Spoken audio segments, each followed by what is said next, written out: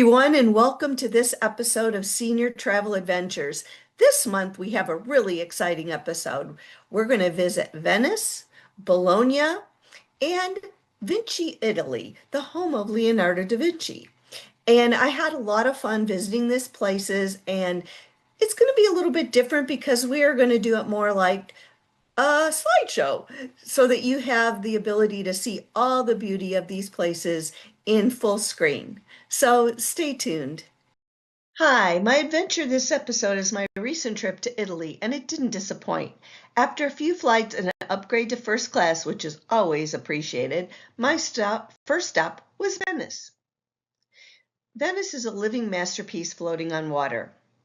As a solo traveler, I discovered that this ancient city offers something truly special, the freedom to wander at your own pace while being constantly surrounded by centuries of breathtaking history and art. I decided I would spend a little extra on the water taxi from the airport. Here's where they pick you up. It wasn't exactly the experience I'd hoped for, though, as we were packed in like sardines. They crammed us in with all of our luggage, and it was very claustrophobic. I was able to catch a glimpse of some of the buildings as we made our way up the canal to my drop-off spot. The gruff captain thought that I could navigate a 3-foot jump from the boat to the dock. No, that's not going to happen. He finally got me a little bit closer, but I really thought my first experience of Venice would be a swim in the Grand Canal. I was dropped off and I made my way up this walkway to the Hotel Saturnia. This is a historic family-owned property.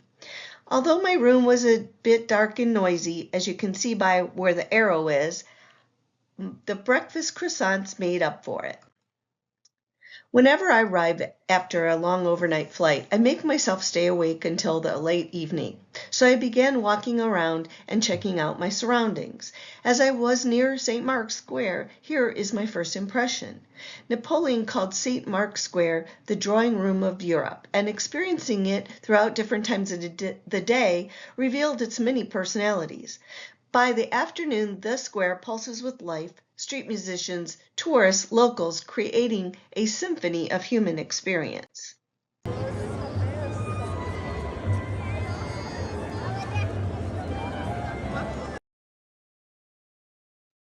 Although you can't really see it in the rainy picture, there are scaffolds about 2 feet high all around the square. With climate change, the high tides have been producing much more rain and floods in the square. They installed these to allow for people to not have to walk around the square in the deep water. Here's a first glimpse of the gondola service and a little more of the square. And of course, the palace. The Campanile Tower offers a new perspective. Venice spreads out like an intricate puzzle from here. It changes appearance throughout the day with the weather and the sun. This is more of the same, and it was quite beautiful. Then it was off to the canals. So incredible to think about how this city was built and existed all of this time, built on this marshy land.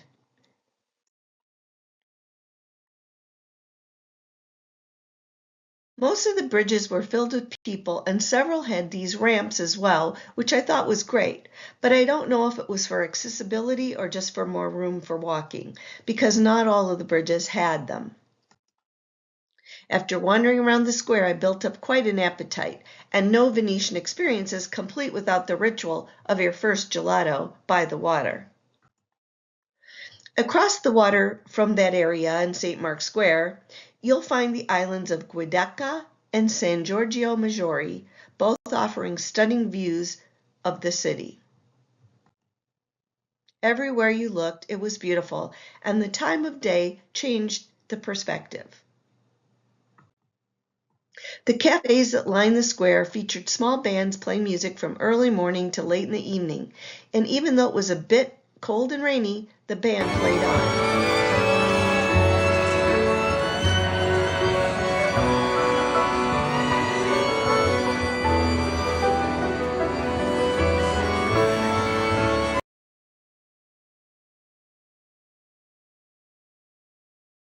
As I walked along, I saw cafe after cafe like these. It was early, so it wasn't too busy, but later on they were filled with people, food, and fun. I picked one to enjoy my first aperitivo, and this Aperol Spritz became my celebration of my first day in Venice. I was fortunate to find a beautiful waterfront location and actually met a young woman from the US on a holiday who was studying in France, and we had a great conversation. After that, I continued walking all over the place and decided I wanted a little snack. So I found a store and took this back to my room to relax and enjoy before a good night's sleep. My first major stop the next morning was the tour of the Doge Palace and St. Mark's. Walking through these ornate halls alone allowed me to truly absorb the magnitude of Venetian power.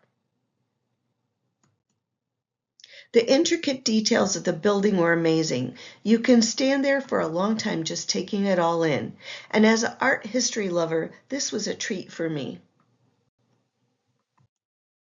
The Doge's Palace, originally built in 810 and then rebuilt in 1340, was extended and modified in the following centuries. But after a major fire in 1577 and reconstruction, it finally became a museum in 1923. As our guide brought us in, I saw the golden staircase rising before me. The intricate ceiling frescoes were telling stories of maritime dominance and the Hall of the Great Council. I imagined the deliberations that shaped Mediterranean history.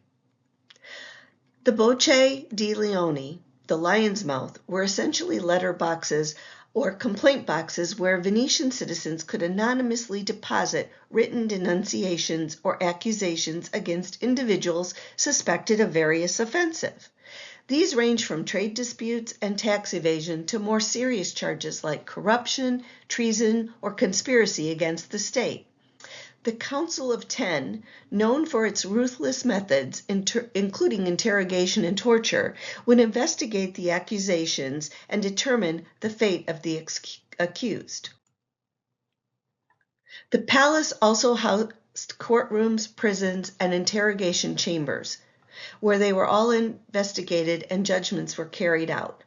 Here are the carvings in a few of the original cells. The Bridge of Sighs, connecting the Doge's palace to the prisons, represents the final sorrowful passage of prisoners who are convicted on accusations made through the lion's mouth.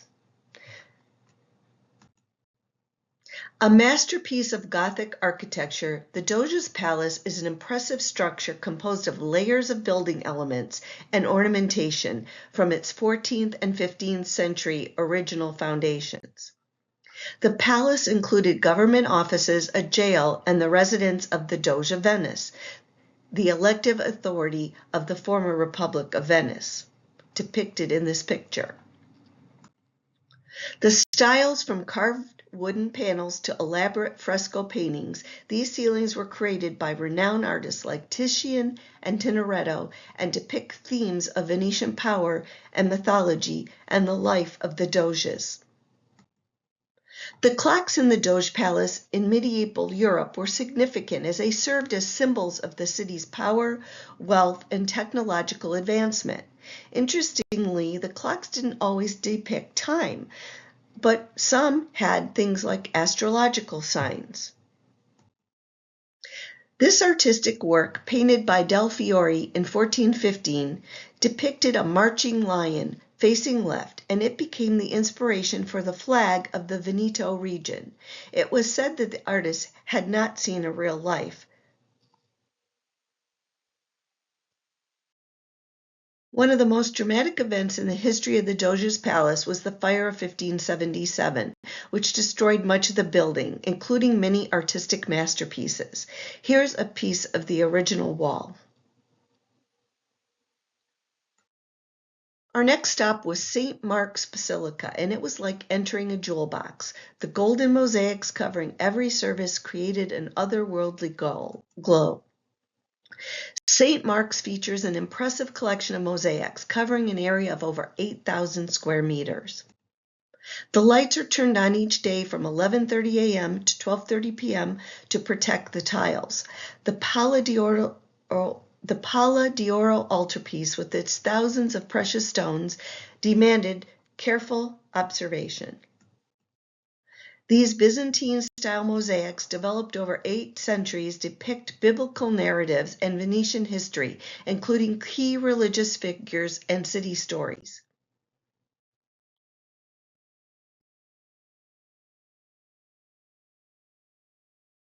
The altar was quite striking.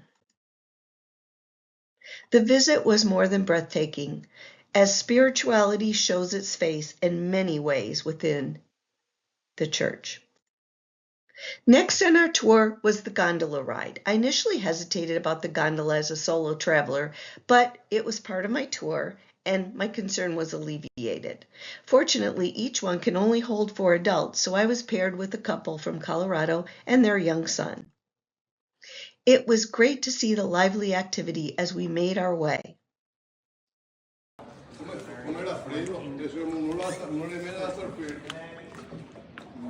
The gondoliers talk to each other as you float by. Gliding through narrow canals barely wide enough for the boat, past washing lines strung between ancient buildings, under countless bridges where local paused to wave. This was Venice.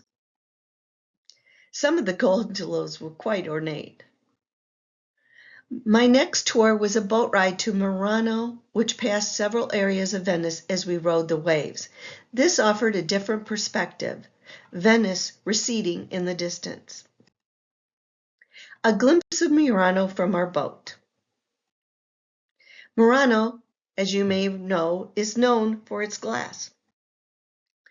Their glassmaking tradition spans over 700 years, and watching a master craftsman transform molten glass into delicate sculptures was quite mesmerizing.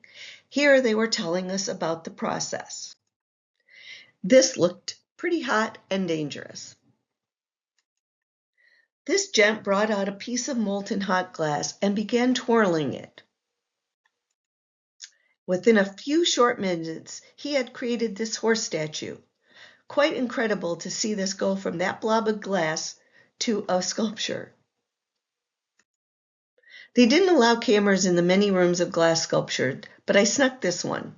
I love the painting by Munch, so of course this drew my eye, but way more than my pocketbook could handle and far too big and fragile to put in my suitcase, so he had to stay behind. And then we got back in the boat and were off to our next stop, which was Burano, another island of Venice. If Murano celebrates fire and glass, Burano celebrates color and thread. The journey there revealed how each island in the Venetian lagoon has its own distinct personality. As we approached, there were several young men in small boats who were in training to be gondoliers. Burano's rainbow-colored houses reflect perfectly in the still canals, creating a living impressionist painting.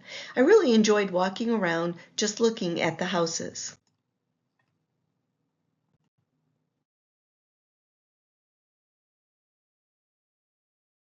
The rain seemed to make the colors pop even more.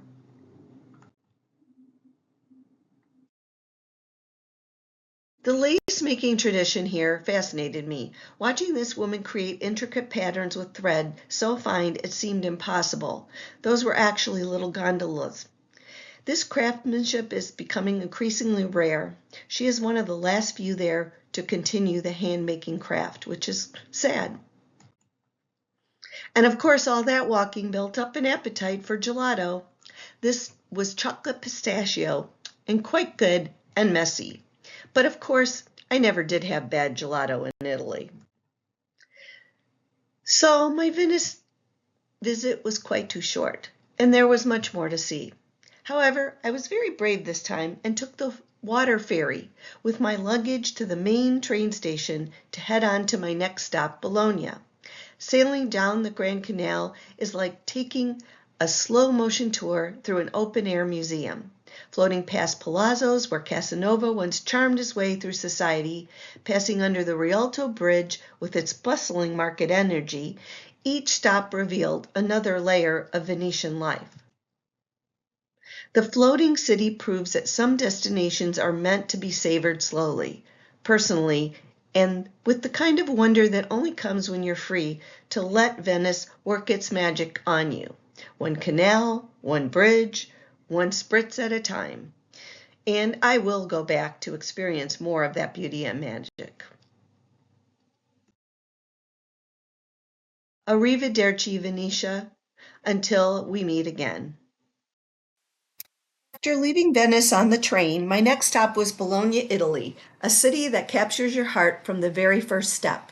Known as La Rosa for its distinctive red brick architecture, Bologna is a really wonderful place steeped in history. I'd like to take you through my wonderful journey in this magnificent city. It started with my stay at the Hotel Commerciante, which was a perfect choice. This beautiful boutique hotel sits right in the heart of the historic center and dates back into the 13th century. The moment I walked through the doors, I knew I had made the right choice. The lobby had whimsical displays, such as this one, a beautiful sitting area with a beautiful harp, displays of modern art, a dining room, which was beautiful but unused, and a giant Easter basket.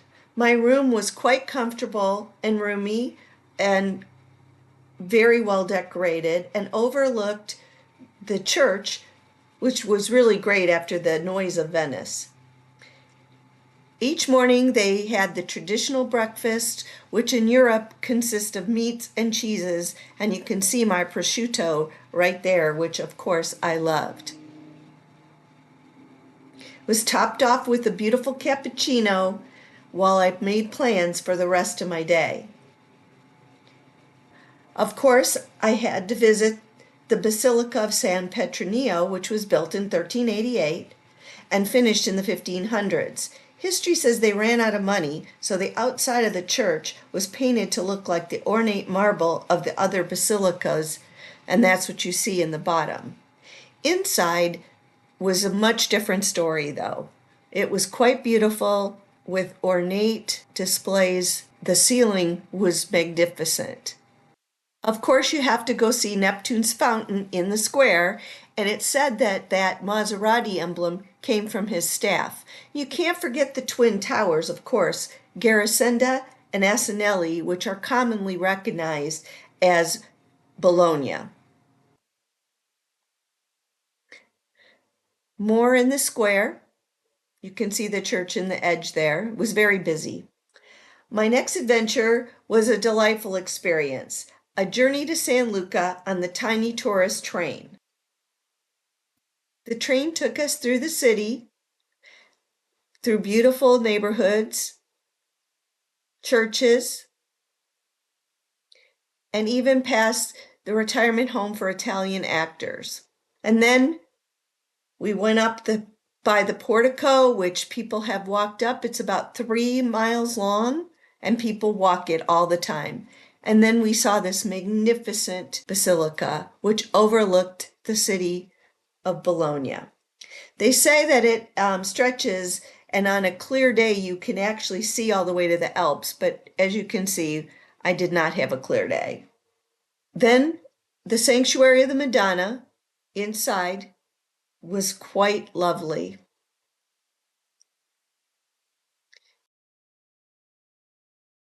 You can see the ornate gold detail, the stained glass windows, the beautiful altar. Quite lovely and peaceful. And this little card just embodied Italy to me, so of course I had to take a picture of it. And then I went to look at all the porticos. They're famous in Bologna for porticos. There's about 112 of them. Obviously, I did not get pictures or have the time to see them all, but I think it would be great fun to go on a tour that included walking through and learning more about the porticos, because they certainly were quite ornate, as you can see here. and this really, really awesome clock. Then I headed over to where there was a lot of different outdoor dining, and I chose Simone, which was a perfect choice. The waiter showed me a delicious wine, a Sangiovese, that was from local vineyard. And then, of course, I had some delicious meat and cheeses, all local. And I met a lovely couple from Switzerland, Yves and Katrina, and we had a wonderful conversation. That's one of the things I really enjoy about solo travel is all the people that I get to meet and talk to and learn about where they're from. And then I enjoyed this beautiful outdoor meal the next day, which was really nice. And of course, a tiny tiramisu. That's in an espresso cup. But of course, I had to find gelato, and this one did not disappoint. Cremeria La Vecchia Stalla. Absolutely delicious. And my first gelato there was not my last.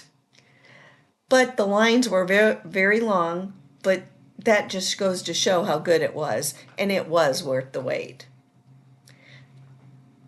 Of course, then I had to find the markets because I love markets. So inside there were big meats hanging. That was prosciutto, giant, giant wheels of cheese, Parmigiano, a lot of different meats that you could get, and of course, fish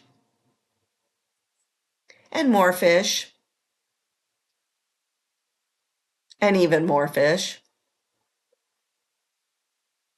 And of course, the beautiful, beautiful displays of the fruits and vegetables.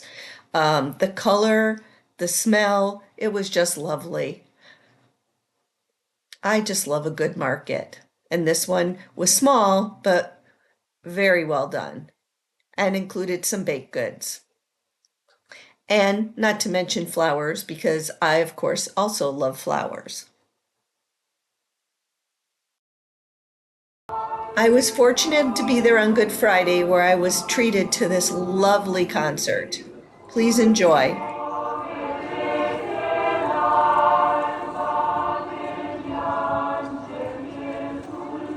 And then there were a lot of street musicians, and I stopped to listen to them as well. This young man was very into it. This young lady was excellent. She was playing on the square. And this gentleman was playing his sax down one of the side streets. And then it was time to bid arrivederci to Bologna, and I took the high-speed train headed towards Montecatini, my next stop. Although a bit out of the ordinary of my technology discussions, I wanted to talk about what could have been considered technology back in the 1400s. Today I'm taking you on a journey to Vinci, Italy, the birthplace of one of history's greatest minds, Leonardo da Vinci. I was fortunate to be able to visit when I recently went to Italy. It's a quiet, charming medieval village tucked in the beautiful Tuscan hills. Walking its narrow streets, you can almost imagine the young Leonardo exploring, observing, and dreaming, setting the stage for his brilliance to come. His upbringing was unusual for the times. He spent a lot of time with his uncle, but his birth father did make sure that he was sent to good schools to extract that brain power that was evident from an early age. One of the highlights here is the Leonardo Museum, filled with models of his incredible inventions. There are flying machines inspired by birds and bats, and an early helicopter design, and even a parachute prototype, centuries ahead of his time. I marveled also at the war machines, armored tanks, giant crossbows, and even a design for a multi-barreled cannon.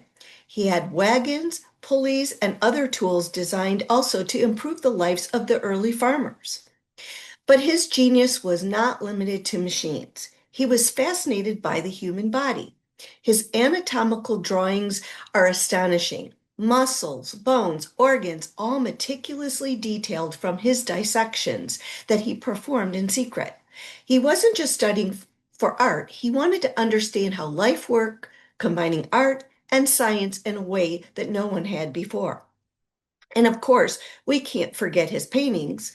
Works like the Mona Lisa and the Last Supper aren't just beautiful, they're revolutionary.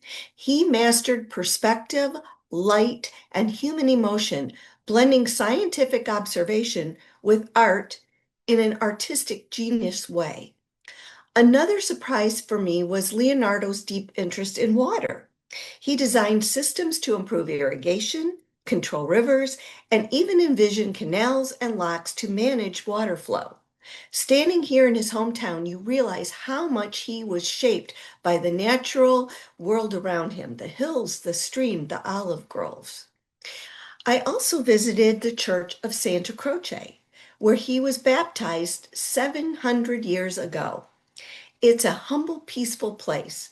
It's hard to imagine that from this little small village would come a man whose ideas would change our world. Vinci, Italy isn't just a stop on a map. It's a reminder of the power of curiosity. Leonardo didn't limit himself. He explored art, science, engineering, anatomy, hydraulics, everything. He used a type of technology which was far ahead of his time. He reminds us to stay curious, to look closely at the world, and to never stop imagining. Thank you for coming along on this incredible journey. I hope you enjoyed this glimpse into Vinci and Leonardo's world. Well, as always, it's an exciting episode of Senior Travel Adventures, and I hope that you enjoyed seeing all that Italy has to offer, but not quite done because I have so much that next month we're going to look at Montecassini, which is Tuscany, visit wine country, visit the coast, and more. Thank you so much for joining me today.